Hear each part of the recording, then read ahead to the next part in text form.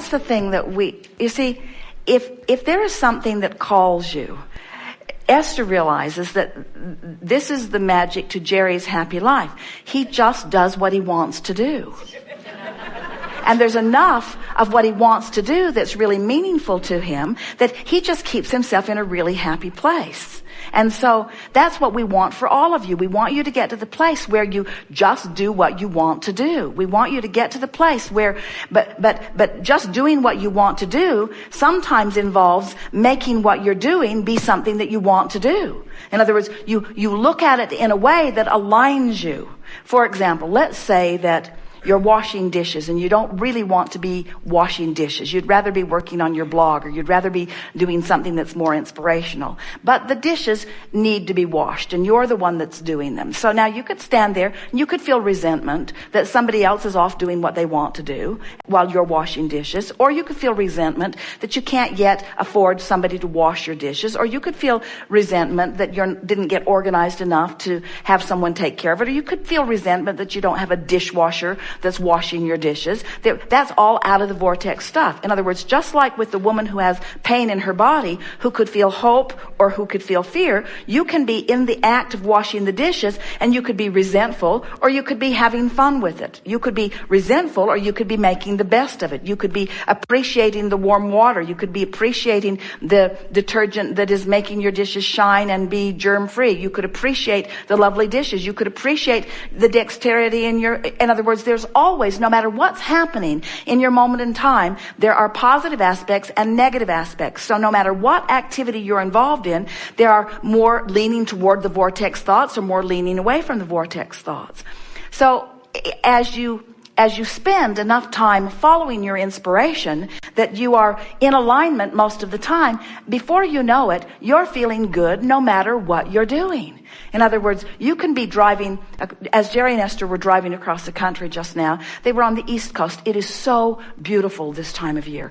Everything was so green. And as we were driving across the Midwest, it was extra beautiful because of so many rains. And so there's a tendency to now want to compare. Well, I only want to drive across the most beautiful parts of the nation. Well, that's just not very logical. You're going to drive across the nation. You're going to see a lot of different things. And some of it is going to be more pleasing to the eye than others of it. Some of the freeways are a blissful experience. They're smooth, they're wide, the lanes are wide open. Some of the freeways are a bumpy, terrible mess. Some of them are under construction. Some of them, the barricades are so close that getting the monster bus down them is not really the easiest thing in the world to do. So what do? Do you let the conditions that you're living in dictate the way you feel, or do you become so flexible in your mind that you can find something to feel good about regardless of what the current reality is? And that's what we're talking about. So many people they insist that current reality keep morphing to please them, and it won't do it. That's why the older you get, the more you complain. If you are expecting the current reality to morph to please you, you have to find the decision within yourself that you are going to find pleasing thoughts. You're going to follow your bliss. You're going to look for it, and sometimes you have to look harder for it than others. Sometimes you have to be more determined to find it than others. Sometimes it's just easy.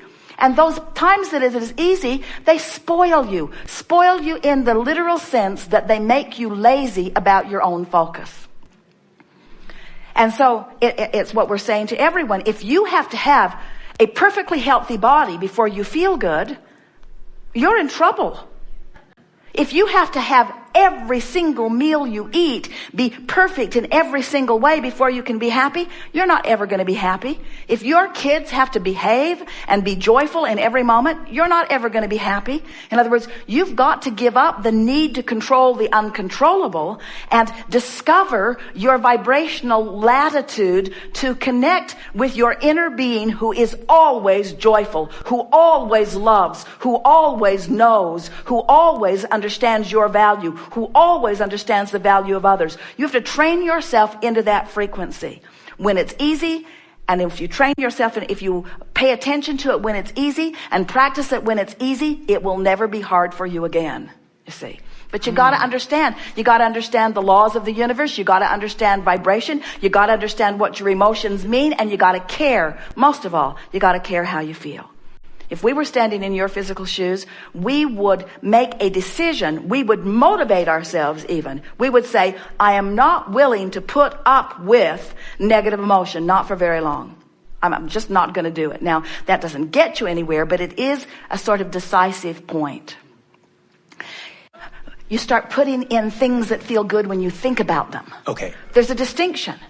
There's a distinction because if you're putting in stuff that's missing, now you've messed up your creation box. Okay. Now it's needy. You see? Okay. So what you're putting in the creation box are things that feel good when you think about them. That's what you put in there. You put rainbows in there, and you put good feeling bodies in there, and you put blissful states of being in there, and you put magnificent things that make you feel good when you look at them. In other words, do you need to possess the magnificent Picasso in order to appreciate it, or can you just appreciate it? Jerry and Esther have a beautiful new house in Texas now that is ready to live in after many, many years of coming about. But they don't really ever care if they live in it because they're out here with you, and this is what's ringing their bells. But there is a man who has brought it all to fruition recently. Over the last 4 or 5 months, he brought a team of people from California, and they've been living in one of the buildings there. Esther says it's like Snow White and the 12 dwarfs. So their little beds are all lined up in the center building, and they've been bringing this place into a beautiful state of being. And Jerry and Esther saw it briefly and then left, and now it has evolved much more since they were there.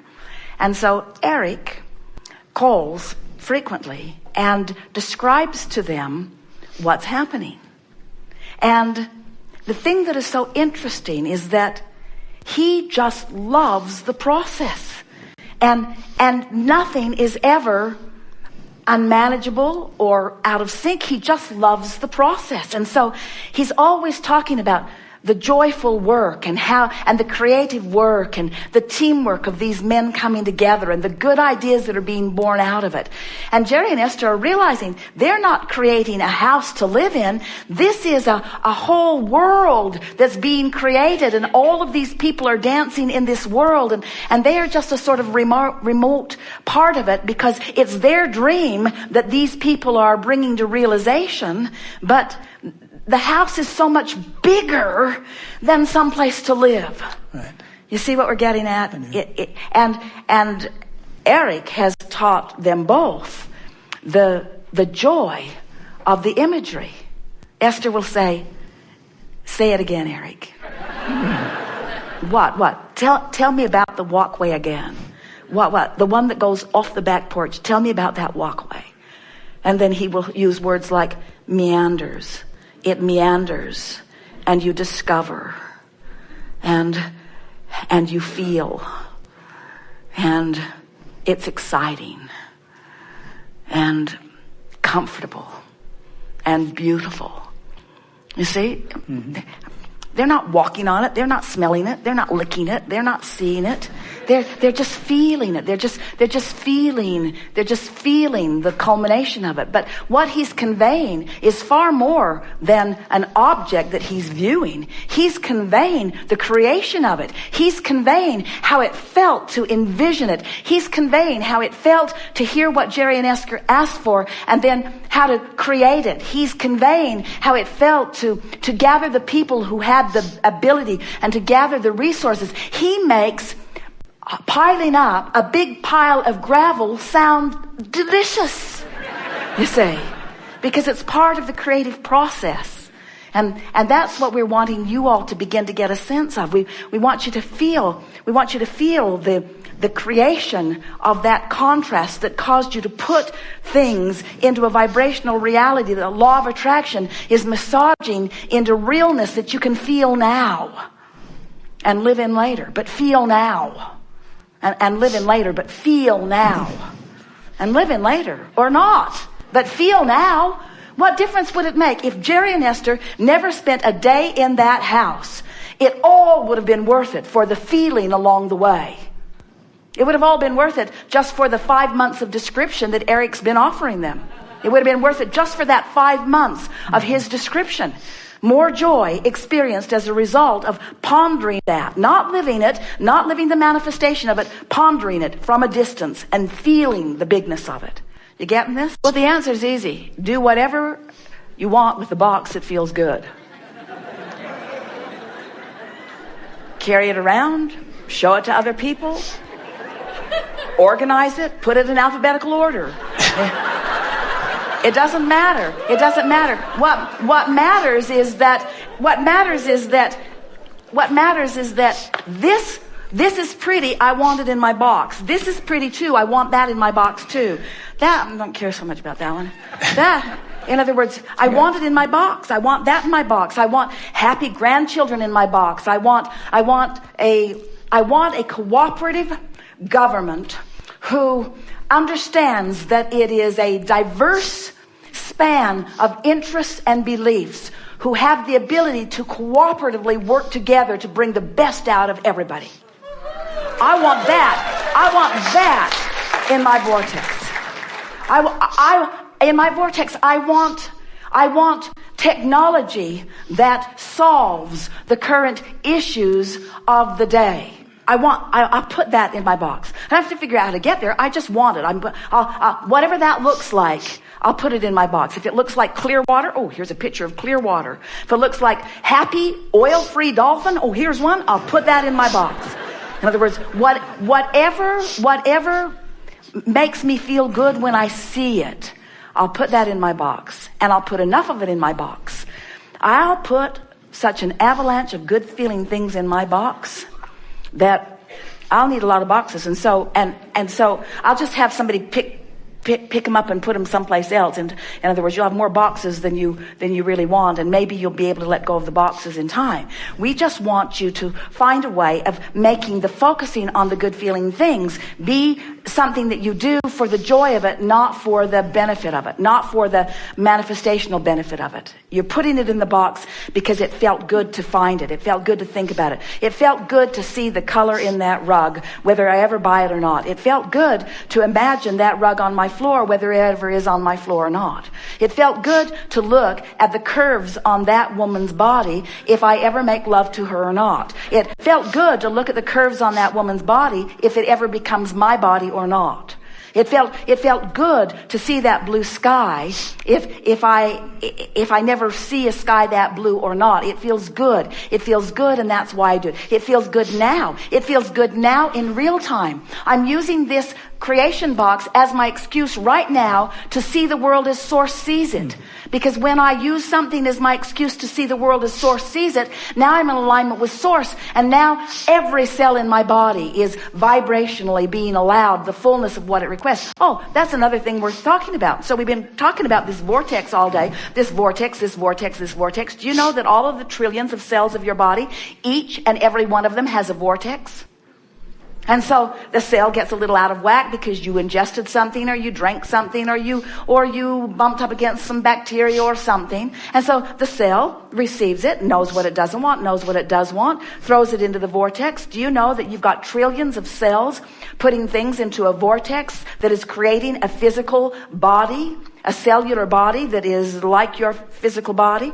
And that when you are doing things like playing creation box games, or having a massage and basking in the deliciousness of it, or looking for reasons to feel good, or playing the wouldn't it be nice if game, that you are offering no resistance whatsoever, and you are allowing each and every one of those beautiful little cells to live the dream reality that they have put there.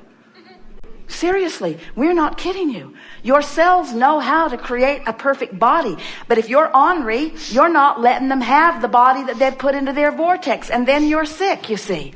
But if you could get happy for a moment, you'd stop disallowing your cells their virtual reality experience, and you would be well immediately. That's what healing is.